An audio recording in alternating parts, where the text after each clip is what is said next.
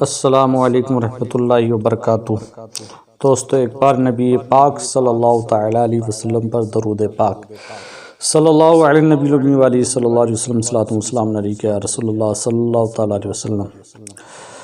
52 کھیڑی قتل معاملے میں مجرم شبنم کی پھانسی کی سزا معاف کرنے کے لیے اس کے 6 سالہ بیٹے نے صدر جمہوریہ سے اپیل کی ہے۔ 52 کھیڑی قتل معاملے کی مجرم شبنم کے ڈیتھ وارنٹ پر کسی بھی وقت دستخط کیے جا سکتے ہیں، جس کے بعد شبنم کو پھانسی دے دی جائے گی۔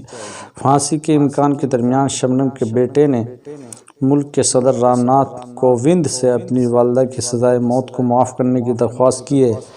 بچے نے نہ صرف صدر سے اپنی والدہ کے جرائم کو معاف کرنے کی اپیل کر رہا ہے، بلکہ ان لمحات کو یاد کرنے کے بعد اس کی پلکیں نم ہو جاتی ہیں جب وہ رامپور جیل میں اپنی والدہ سے ملنے جاتا تھا۔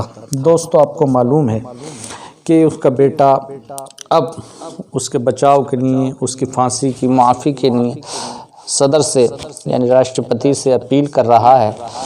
ابھی بچہ ہے، ابھی اس کو کچھ معلوم نہیں ہے، اسے نہیں معلوم ہے کتنا بڑا جرم ہے۔ جب اسے اتنے بڑے جرم کا احساس ہوگا وہ کبھی ایسا نہیں بولے گا۔ دوستو، آپ کو معلوم ہے کہ جرم کیسے ہوا اور کیوں یہ اتنا بڑا جرم اس سے ہوا۔ تو دیکھو، علماء کرام ارشاد فرماتے ہیں اور اپنے بیانات میں بارہا لوگوں کو جگاتے ہیں کہ لوگوں قرآن میں ہے قُل لِّلْمُؤْمِنِينَ يَغُضُّوا مِنْ أَبْصَارِهِمْ وَيَحْفَظُوا فُرُوجَهُمْ کہ مومنین اپنی نگاہوں کو نیچی رکھیں اور اپنی شرمگاہوں کی حفاظت کریں۔ پھر اس کے بعد میں دوسری بات اللہ کے کلام سے بتاتے ہیں کہ اسی طریقے سے مومنہ عورتوں کے بارے میں، جو نوجوان مومنہ لڑکیاں ہیں ان کے بارے میں بھی اللہ کا حکم ہے وَقُلْ لِّلْمُؤْمِنَاتِ يَغْضُضْنَ مِنْ أَبْصَارِهِنَّ وَيَحْفَظْنَ فُرُوجَهُنَّ کہ مومنہ لڑکیاں اپنی نگاہوں کو نیچے رکھیں اور اپنی شرمگاہوں کی حفاظت کریں۔ جو شبنم ہے اس نے اس قرآنی آیت کے خلاف کیا، اپنی نگاہوں کو اونچا رکھا اور انہوں نے اپنی شرمگاہ کی حفاظت نہیں کی۔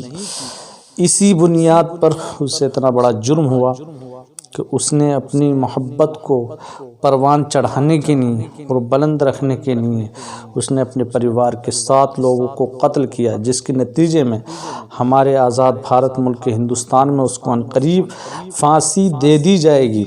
دوستو، میں آپ سے عرض کرنا چاہتا ہوں کہ آپ اپنی بیٹیوں کو قرآنی تعلیم دیں۔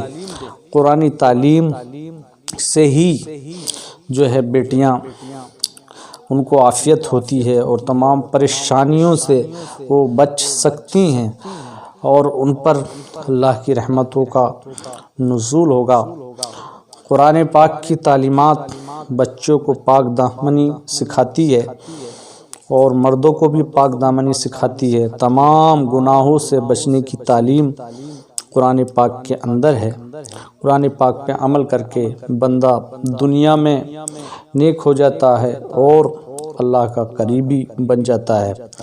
تو دوستو، اپنے بچوں کو، اپنے گھر والوں کو اور اپنے پریوار والوں کو قرآنی تعلیم سکھائیں اور اسی پر چلنے کی تلقین بھی کریں اور ان کو چلنے کا ذہن بھی بنائیں، کیونکہ اسی میں عافیت ہے دنیا میں، اور اس پر عمل کر کے اللہ کے بارگاہ میں بندہ قریبی بن جاتا ہے اور اس کی آخرت سنور جاتی ہے۔